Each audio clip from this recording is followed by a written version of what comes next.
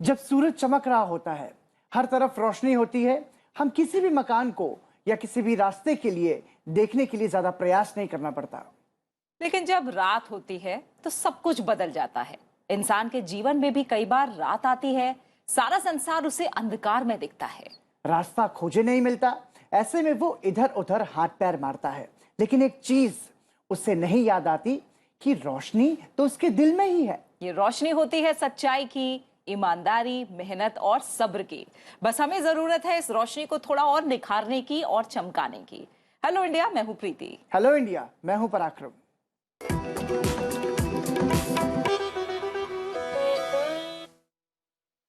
और सबसे पहले बात प्रीति, इसमें हम करते हैं पॉजिटिव न्यूज की। तो आज की पॉजिटिव न्यूज की बात करें तो बिजनेस करने के लिए पैसा नहीं बल्कि यूनिक आइडिया की जरूरत होती है। इस बात को 41 साल के एक व्यक्ति ने सही साबित कर दिया है। नारियल के जिस गोले को कचरा समझकर लोग फेंक देते हैं, उसे बटोर कर ये शख्स अच्छे पैसे कमा रहा है। बिल्कुल, ओडिशा के देवी प्रसाद दास नारियल के गोलों को बटोरकर ऐसी सुंदर सजावटी सामान और आभूषणों में उसे तब्दील कर देते हैं जिनकी मांग काफी ज्यादा है। इतना ही नहीं, वो स्थानीय लोगों को ट्रेनिंग भी दे रहे हैं ताकि जरूरतमंद लोग रोजगार कमा सकें। इन खूबसूरत कलाकृतियों को देखकर आखिर कौन कहेगा कि ये कूड़े से इकट्ठा नारियल के खोल से बनी है।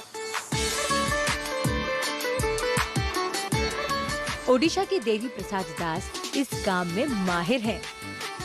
वो दिन में ओडिशा में मंदिर से नारियल के गोले इकट्ठा करते हैं, फिर उनका इस्तेमाल करते हैं सजावटी और उपयोगी वस्तुओं को बनाने के लिए।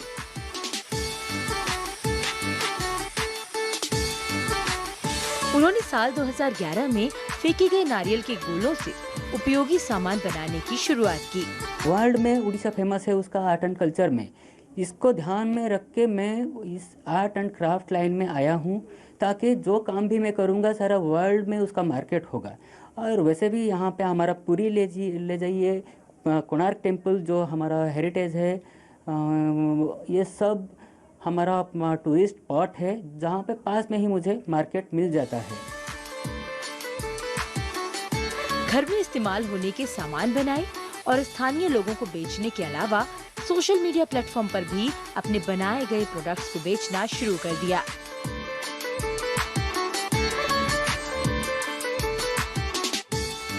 देवी प्रसाद के पास नारियल के गोले से बनाए हुए 5,000 रुपए से लेकर 5 लाख रुपए तक के प्रोडक्ट्स हैं।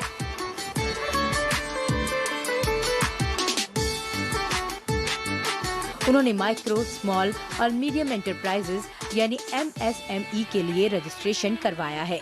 इसके जरिए उन्हें एग्जीबिशन में स्टॉल लगाने का मौका भी मिलता है।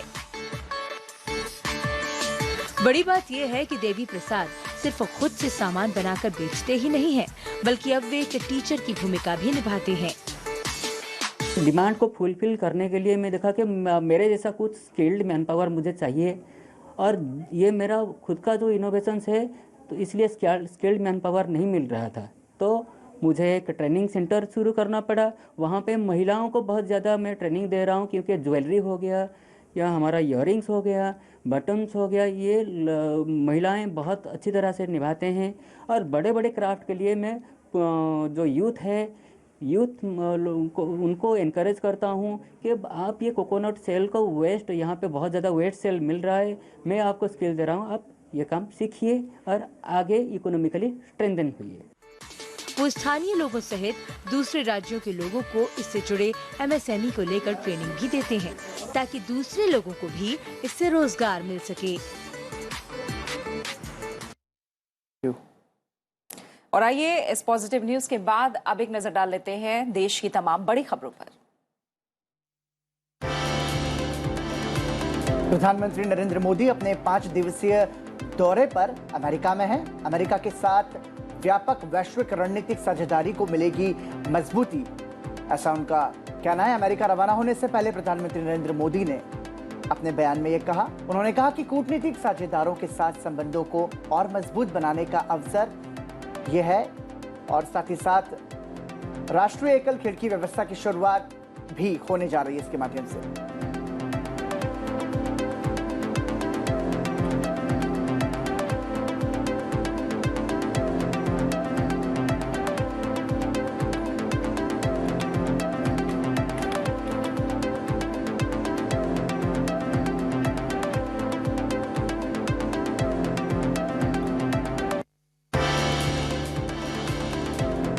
राष्ट्रीय एकल खिड़की व्यवस्था की शुरुआत करते हुए केंद्रीय वाणिज्य और उद्योग मंत्री पीयूष गोयल ने कहा है कि कोविड महामारी के बावजूद भारत सबसे तेजी से बढ़ती अर्थव्यवस्था की ओर अग्रसर है। उन्होंने कहा कि राष्ट्रीय एकल खिड़की कारोबार को आसान और बेहतर बनाने की दिशा में एक अहम कदम है। ये पोर्टल अप्रूवल और रजिस्ट्रेशन के लिए सरकारी दफ्तरों के चक्कर काटने की समस्या से निजात दिलाएगा।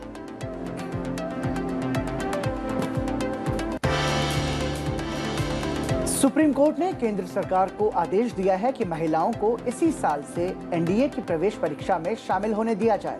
सुप्रीम कोर्ट ने कहा कि वह नहीं चाहती कि महिलाओं को उनके अधिकारों से वंचित रखा जाए। न्यायालय ने कहा कि रक्षा विभाग को यूपीएससी के सहयोग से जरूरी काम करना चाहिए।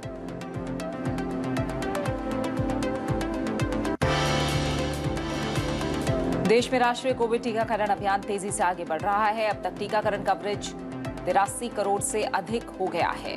पिछले 24 घंटों में 75 लाख से अधिक वैक्सीन की खुराक दी गई है। 24 घंटों के दौरान 34,000 से अधिक रोगी स्वस्थ हुए हैं, जिससे स्वस्थ होने की वर्तमान दर 97.77% हो गई है।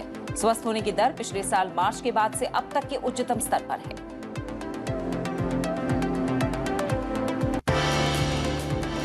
देश में कोरोना से हुई मौत के मामले में परिजनों को 50,000 का मुआवजा दिया जाएगा। मदद राज्य यानी स्टेट डिजास्टर रिलीफ फंड की तरफ से की जाएगी। हालांकि ये मदद कोविड-19 से मौत के प्रमाणित होने पर ही मिलेगी। सुप्रीम कोर्ट के निर्देश के बाद एनडीएमए ने मुआवजे को लेकर गाइडलाइंस जारी की है।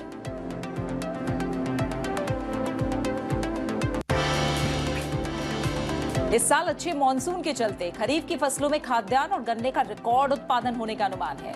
इस साल 150 मिलियन टन खाद्यान्न की पैदावार हो सकती है, जो पिछले 5 साल के औसत उत्पादन की तुलना में 12.71 मिलियन टन अधिक होगा। वहीं तिलहन, कपास और पटसन की पैदावार में भी बढ़ोतरी होने की उम्मीद है। कृषि और प्रोसेस्ड फूड के निर्यात में लगभग 22% की वृद्धि दर्ज की गई है।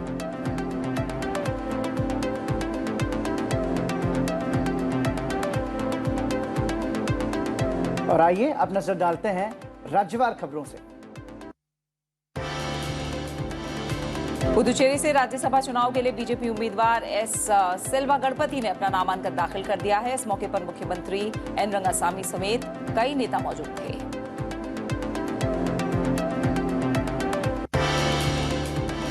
पश्चिम बंगाल में होने वाले विधानसभा उपचुनाव को लेकर बीजेपी ने अपनी पूरी ताकत झोंक दी है। केंद्रीय मंत्री हरदीप सिंह पुरी भवानीपुर सीट से बीजेपी उम्मीदवार प्रियंका टिब्बरवाल के लिए घर घर जाकर प्रचार कर रहे हैं।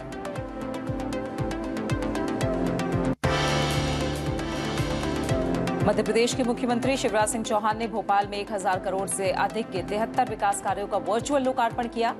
जन कल्याण और स्वराज अभियान के तहत इन विकास कार्यों को किया जा रहा है। 15वें वित्त आयोग की अनुशंसा पर 402 शहरों को 299 करोड़ रुपए भी वितरित किए जाएंगे।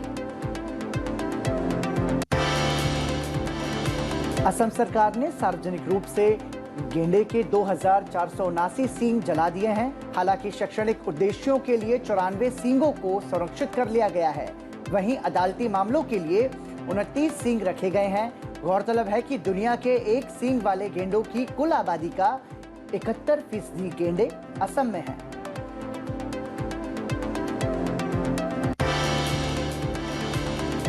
उत्तराखंड के मुख्यमंत्री पुष्कर सिंह धामी ने कक्षा 9 से 12 तक के विद्यार्थियों को मुफ्त पाठ्य पुस्तकें देने की घोषणा की है। साथ ही उन्होंने मैदानी क्षेत्र की कक्षा 9 की छात्राओं को साइकिल वितरित करने का फैसला लिया है। प्रदेश में अगले साल से ये सुविधा छात्र छात्राओं के लिए लागू कर दी जाएगी। जम्मू में महिलाओं के विकास और आर्थिक सशक्तिकरण के लिए उन्हें विशेष प्रशिक्षण दिया जा रहा है। साथ कार्यक्रम के जरिए स्वयं सहायता समूहों के छोटे व्यवसायों को बड़े उद्यम में बदलने की ट्रेनिंग दी जा रही है।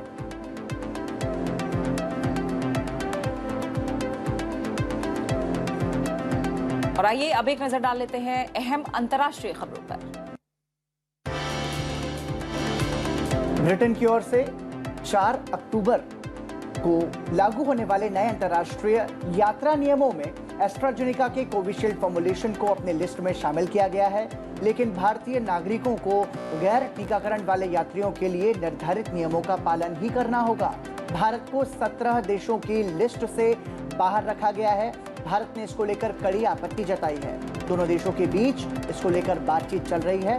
WHO ने अगले महीने से अतिरिक्त कोविड रोधी टीकों का निर्यात फिर से शुरू करने के भारत के फैसले का स्वागत किया है।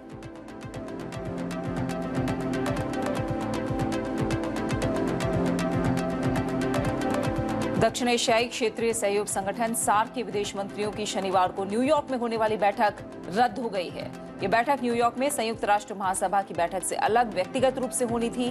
नेपाल के विदेश मंत्रालय की ओर से जारी एक बयान में कहा गया है कि ये बैठक सभी सदस्य देशों में सहमति नहीं बनने की वजह से रद्द कर दी गई है। नेपाल इस बैठक का मेजबान था।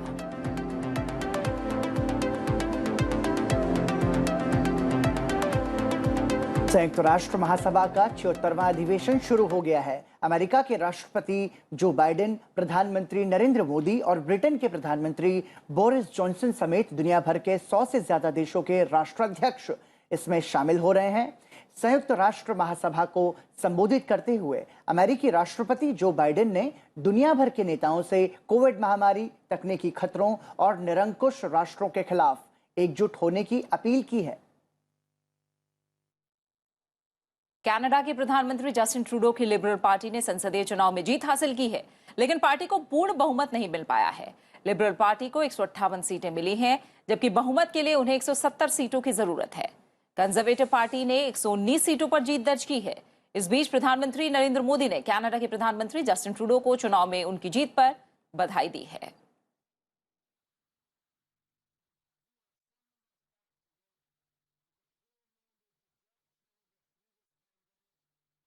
और अब आगे बढ़ते हैं और आपको बताते हैं प्रधानमंत्री नरेंद्र मोदी के अमेरिका दौरे से जुड़ी खबरें।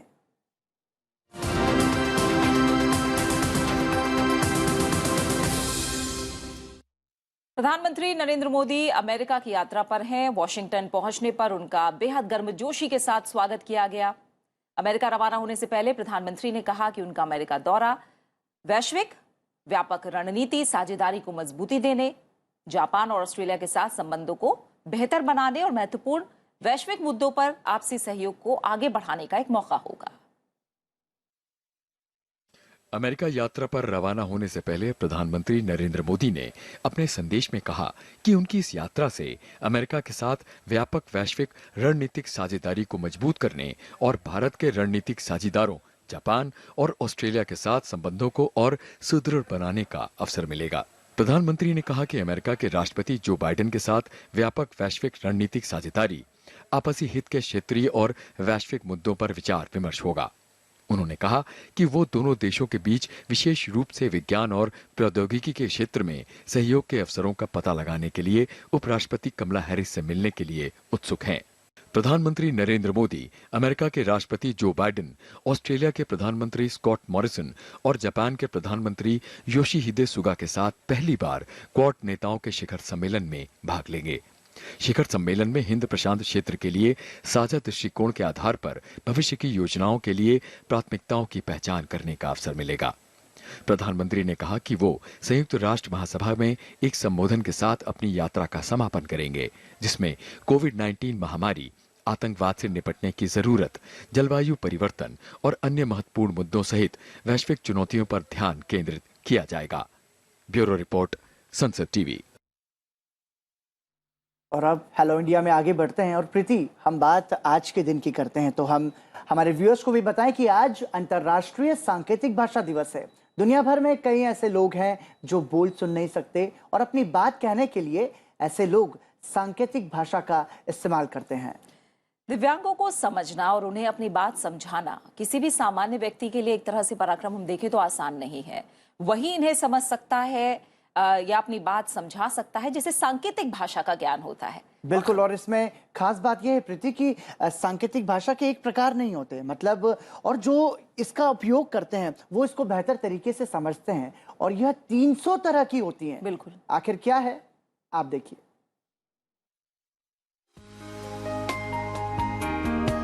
आज अंतर्राष्ट्रीय सांकेतिक भाषा दिवस है। ये दिवस उन लोगों के लिए है जो सुन और बोल नहीं सकते। ऐसे में इनके हाथों, चेहरों और शरीर के हाव भाव से बातचीत की भाषा सिखाई जाती है। इसे सांकेतिक भाषा यानी साइन लैंग्वेज कहा जाता है। हर भाषा की तरह सांकेतिक भाषा के भी अपने व्याकरण और नियम हैं। हालांकि ये लिखित शैली में नहीं होती। अंतर्राष्ट्रीय सांकेतिक भाषा दिवस को मनाए जाने का प्रस्ताव सबसे पहले विश्व बधिर संघ ने रखा था। सांकेतिक भाषा को महत्व देते हुए संयुक्त राष्ट्र महासभा ने 23 सितंबर 2018 को सांकेतिक भाषा दिवस घोषित किया था और इसी बरस इसे पहली बार मनाया गया। साथ ही इससे जुड़ी सेवाओं को मूक बधिर लोगों तक पहुंचाने पर भी जोर दिया गया। विश्व बधिर फेडरेशन के अनुसार आज दुनिया में लगभग 7 करोड़ 20 लाख बधिर हैं।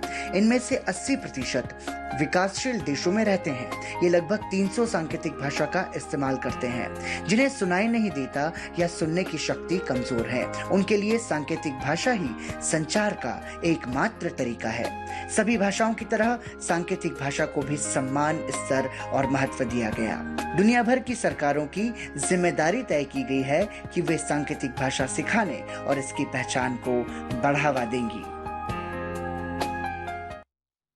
तो सांकेतिक भाषा दिवस है और अपने आप में पराक्रम में कहीं ना कहीं महत्वपूर्ण है। और ये कहा भी जाता है कि कुदरत ने अगर उनसे कुछ ना कुछ छीना है तो एक अलग सा हुनर भी उन्हें दिया जाता है। और सांकेतिक भाषा जो है इसमें न सिर्फ उनके लिए बल्कि औरों को भी उन्हें समझने के लिए काफी मदद कर सकती है। उनका ऑब्जर्वेशन बहुत ज्यादा तगड़ा होता है, मतलब उनको इतना नॉलेज हो जाता है ये करते करते। जैसा आपने बिल्कुल ठीक कहा कि यदि ईश्वर प्राकृतिक रूप से किसी व्यक्ति से कुछ छीनते हैं तो उन्हें उससे कहीं ज्यादा क्षमताएं भी देते हैं उस स्थिति का सामना करने की।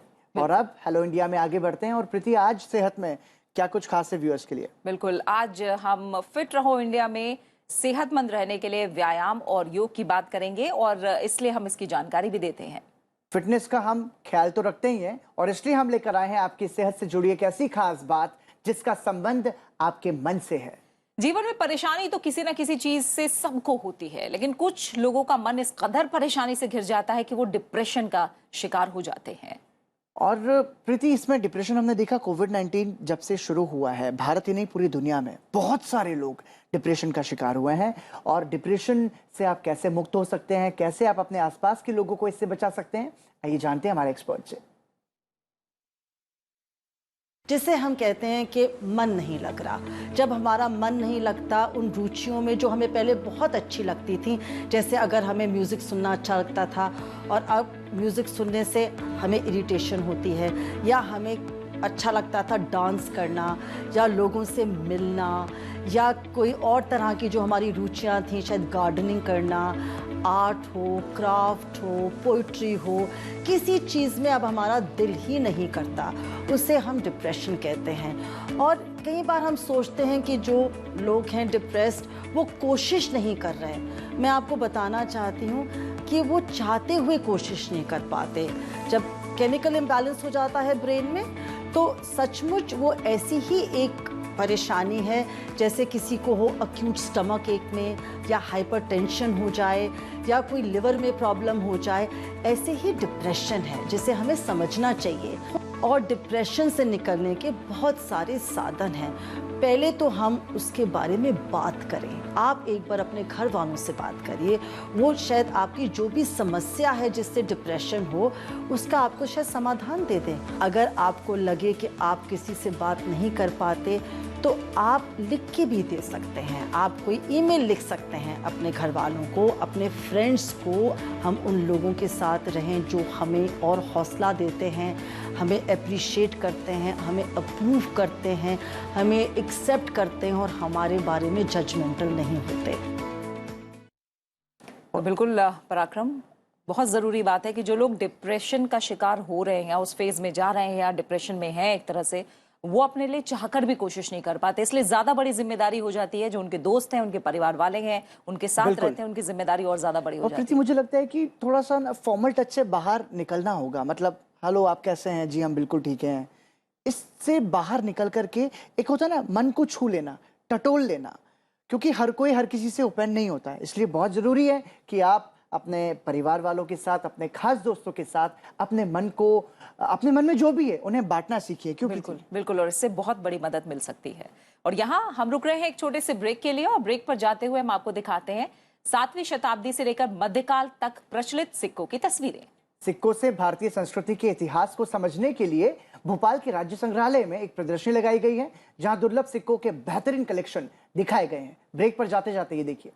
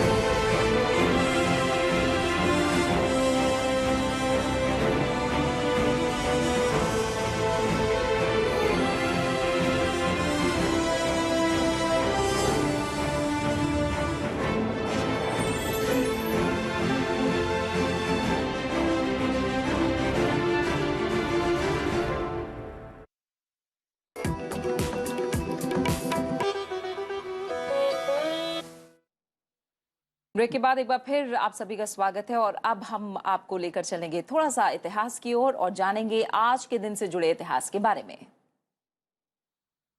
तो आइए। 1908 में आज ही के दिन भारत के महान कवि रामधारी सिंह दिनकर का जन्म हुआ। वे हिंदी के एक प्रमुख लेखक, कवि व निबंधकार थे। उन्हें आधुनिक युग के श्रेष्ठ वीर रस के कवि के रूप में प्रसिद्धि प्राप्त हुई। भारत सरकार ने दिनकर को समय समय पर पद्म भूषण, साहित्य अकादमी पुरस्कार और ज्ञानपीठ पुरस्कार जैसे सम्मानों से नवाजा। बात करें इतिहास के दूसरे पन्ने की, तो आज ही के दिन इसरो के ध्रुवीय उपग्रह प्रक्षेपण वाहन PSLV-C-14 ने 960 किलो के उपग्रह ओशियन सेट 2 समेत 6 नैनो उपग्रहों का सफलतापूर्वक प्रमोचन किया। यह PSLV की 15वीं सफल उड़ान थी। वर्ष 2009 में सतीश धवन अंतरिक्ष केंद्र श्रीहरिकोटा से PSLV ने ये सफल उड़ान भरी थी। और अब अंत में बात करें इतिहास के तीसरे पन्ने की, तो आज ही के दिन बाल विवाह प्रतिबंध अधिनियम imperial legislative council of India में पारित हुआ। लड़कियों के विवाह की आयु 14 वर्ष और लड़कों की 18 वर्ष तय की गई, जिसे बाद में लड़कियों के लिए 18 और लड़कों के लिए 21 कर दिया गया।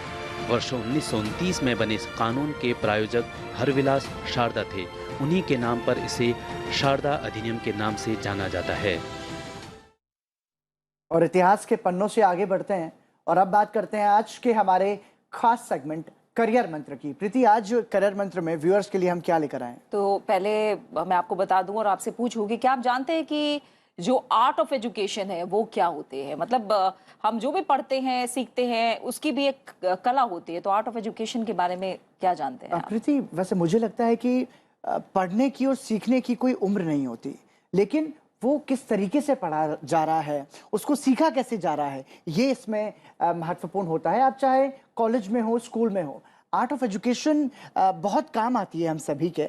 और आर्ट ऑफ एजुकेशन क्या है, कैसे ये आपके काम आ सकती है, कैसे ये आपके करियर को मजबूत बना सकती है, करियर मंत्रा में जानते हैं हमारे एक्सपर्ट से। मेरा एक ही टिप है सारे स्टूडेंट्स को, आप जिस भी यूनिवर्सिटी में जाएं, आप एक माइंडसेट से जाएं कि मैं सिर्फ नौकरी लेने नहीं जा रहा, मैं पढ़ने जा रहा हूं। और जितनी यूनिवर्सिटी में रिसोर्सेज हैं, फैकल्टी है, लाइब्रेरी हैं, स्पोर्ट्स हैं, क्लब्स हैं, आपके बाकी दोस्त हैं, बैचमेट्स हैं, सबसे मैं कितना निकाल सकता हूं करिकुलम के बाहर, कितना सीख सकता हूं 4 सालों में। बस मेरा यही फोकस होना चाहिए जब मैं यूनिवर्सिटी जाऊं। उसके बाद तो बाकी चीज़ें अपने आप फॉलो अप कर जाएंगी। अपने पैशन को फॉलो करिए, एक पर्पसफुल रीजन के साथ। अब वो पर्पस आपको डिफाइन कर। तो आर्ट ऑफ एजुकेशन के बारे में आज हमने करियर मंत्रा में जाना है और उम्मीद करते हैं कि तमाम जो छात्र हैं वो आर्ट ऑफ एजुकेशन के बारे में समझकर और बेहतर तरीके से एक तरह से आगे बढ़ सकते हैं। बिल्कुल शिक्षा प्रीति, के और क्षेत्र इसमें में। सबसे खास बात उन्होंने कही कि आप कॉलेज जाइए तो आप नौकरी के पीछे मत भागिए, मतलब आप जो करना चाहें वो कीजिए, लेकिन आप कैसे क्रिएटिव बन सकते हैं। और मुझे लगता है कि वो जो 3 इडियट्स मूवी थी उसकी कहीं ना कहीं एक झलक का एग्जाम्पल भी इन्होंने दिया है कि आप जो चाहते हैं वो करिए। बिल्कुल, और इसीलिए कहा जाता है कि जैसे आपने कहा कि नौकरी को लेकर या किसी पद को पाने को लेकर अगर पढ़ाई की जाए, उससे बेहतर है कि आप जो एंजॉय कर रहे हैं वो करते हुए क्रिएटिविटी के साथ सीखें, तो अपने काम को भी आप आगे जाकर एंजॉय कर पाएंगे। बिल्कुल, और अब आगे बढ़ते हैं और बात करते हैं आज के कलाकार की। तो प्रीति, आज के कलाकार के इस खास सेगमेंट में आज किसकी कला हमें देखने को मिलेगी? आज के कलाकार हैं समित मलिक, जो देश विदेश के मंचों पर ध्रुपद कला का कुशल प्रदर्शन करते हैं। फिलहाल मुझे और पराक्रम को दीजिए इजाजत और आप इस ध्रुपद कला का नमूना देखिए। नमस्कार।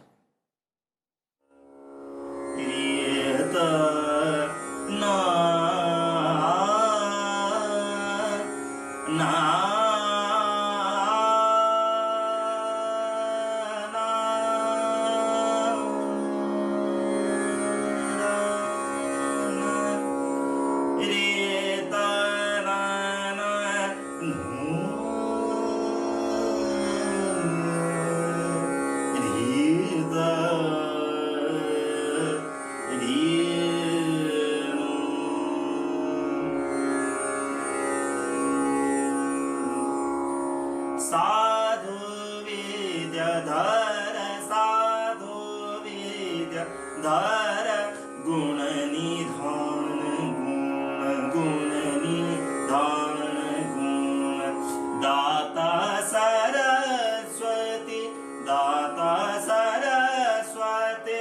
माता को आदेश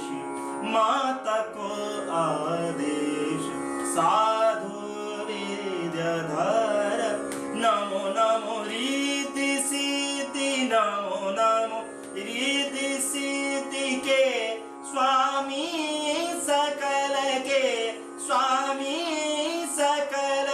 विद्या परवेश जो उनको ध्यावे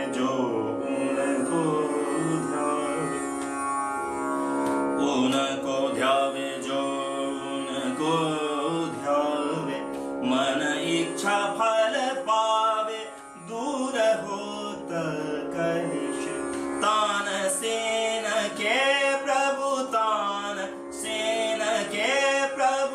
तुम ही को ध्यावे ब्रह्म विष्णु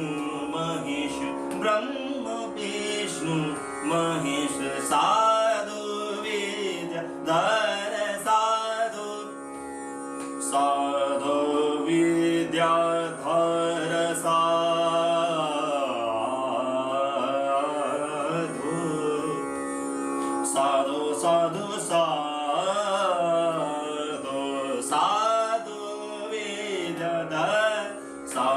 विद्याधर साधु विद्याधर साधु साधु